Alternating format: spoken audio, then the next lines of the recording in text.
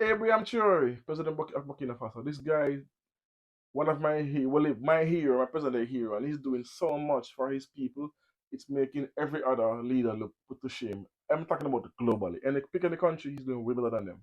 So he launched two new initiatives: urban development and infrastructure, which includes sanitation, roads, electricity, and water. So take a listen to the press conference for us that was the release, so you can hear the words and for yourselves, and then we're gonna dissect it. It's in French, but that's translated to English. So let's take a listen. Then we're gonna dissect it. Take a listen. Boom. What must be said at this level is that it is an initiative from the president of Burkina Faso, which is his desire to provide appropriate response to the concerns and challenges of Burkina Bay citizens. The objective being, of course, to improve the development of the population. It is an initiative which essentially has two components. The first component concerns the construction of road infrastructure by the road brigades. The second component refers to redevelopment and urban beautification through the construction of housing, sanitation, and the creation of green public spaces. And the next level is the observation that emerges with regarding to the situation of road infrastructure is that today on a road network of more than 15,000 kilometers, there are barely 4,000 kilometers today, which is therefore already paved, and it is more urgent to accelerate the opening up of cities and countryside. And this initiative will also, of course, improve the success and performance of other initiatives, notably the initiative for food security, because as we see, agriculture production nonetheless is in high demand. The evacuation and the transport of such products poses a problem today. So it is an initiative which should also make it possible to respond to a challenge, because the analysis shows that the asphalt of 1 kilometer of road today in Burkina Faso by private companies, and the farm of the bituminous concrete costs approximately half a million, 500 million to 1 billion CFA francs per kilometer, which is still extremely high. And given the urgency of the situation and the need to go faster, the head of state has therefore launched his initiative in the face of Faso Mebo, the first component of which will be therefore consist of carrying out by public brigades. Therefore, these road infrastructures they are much lower cost. The evaluation of the start of the mission, which was carried out, showed the implement of three public brigades, which make it possible to reduce the cost, which today makes it possible to go much more quickly. And what must be said is that the equipment necessary for the functioning of these brigades is in the process of being acquired. The second component refers to today also is the problem of the urbanization of Burkina Faso. As we see, we have urbanization but very little planned, which the result is that we have cities which continue to spread out with many neighborhoods, and above all, the difficulty of providing responses to the needs of basic social services in terms of sanitation, in terms of water, in terms of electricity. And therefore, it is therefore the component which should make it possible to provide suitable answers to this problem through the initiative. The redevelopment of our cities, and above all, by ensuring that we have the new types of housing, lower housing, which also make it possible to guarantee better density in urban city centers. And therefore, it is these two main components which are at the heart of the new presidential initiative. So there you have it. Urban development, as I said earlier, infrastructure, it includes roads, sanitation, electricity. Anyway, so at 6 to 8 months ago, I'm sure he had launched the agricultural project. Almost a year now.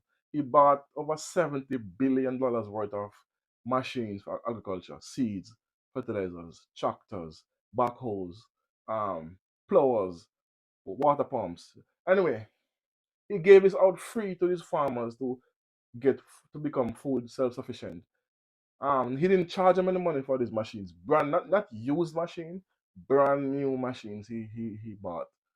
Anyway, so now because agriculture is now booming, there's having no our next issue arise, which is how to get the produce from the farm to the market to get sold, because the infrastructure is not so good in certain areas. So what he did, he launched an initiative of the road development, which was costing almost a billion CFA franc. a billion, 500 to a billion. Why? Because it wasn't he building the infrastructure himself. It was an outside company who was doing it. So what they were charging him an arm and a leg. So what he did, he fired that company. He already he get some of his engineers who was already doing studies on the infrastructure, and he did all kind of what you call like he invested in his young people to go and learn the skill. So now they did he opened his own infrastructure business company actually. One to big urban homes to do construction work, and one for infrastructure. Well, they kind of intertwine because they're one of the same.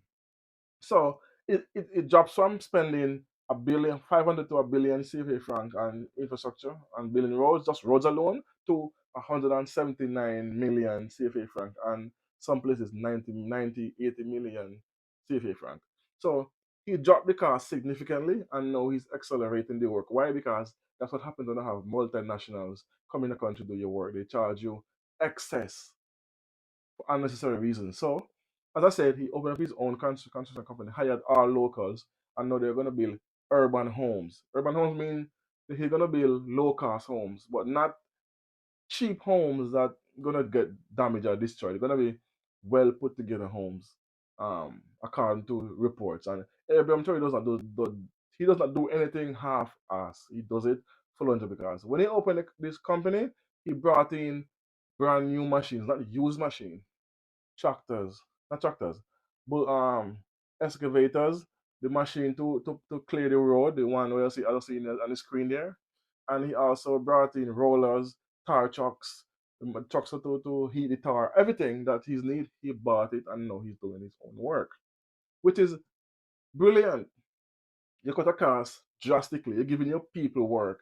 So that's another job creation.